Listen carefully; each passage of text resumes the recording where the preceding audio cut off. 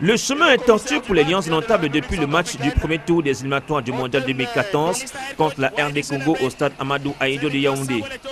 En dépit de la victoire laborieuse contre les Léopards, sur le chemin de retour à l'hôtel, le bus transportant les joueurs avait été caillassé par les supporters, mécontents du jeu très approximatif produit par les joueurs de la sélection nationale Fagnon.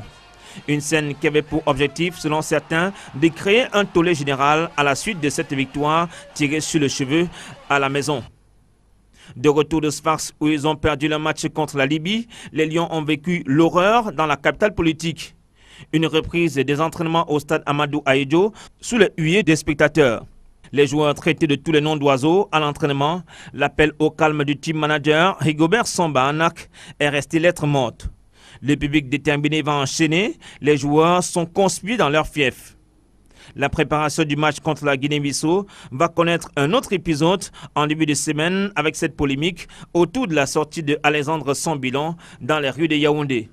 Pour certains, le joueur d'Arsenal en Angleterre a été agressé par les supporters des Lions en colère qui auraient arraché bijoux, argent et giflé le Gunner. Alexandre Son, au cœur de cette polémique qui alimente les causeries, a dit sa part de vérité. Sortant, j'ai vu des frères qui sont venus vers moi comme d'habitude, comme ça se passe tous les jours. Je pense qu'ils sont heureux de nous voir et de nous côtoyer. Ça les donne du au cœur et je pense que je suis venu vers eux.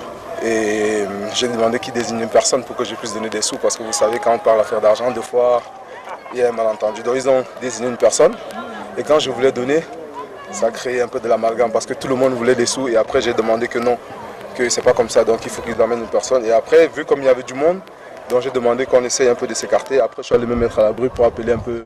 En milieu de semaine, une autre actualité est venue déchirer le ciel du football camerounais. À la direction technique nationale, l'interview de Jean-Paul Akono sur les sélections jugées fantaisistes de Denis Lavagne fait des vagues. Le médaille d'or aux Jeux Olympiques 2000 est rappelé à l'ordre par le directeur technique national en chef, Jean Manga Ongene, qui a reprécisé à son collaborateur les missions de la DTN. Pendant le match samedi contre la Guinée-Bissau, le public stressé par le manque de baraka des joueurs a encore manifesté.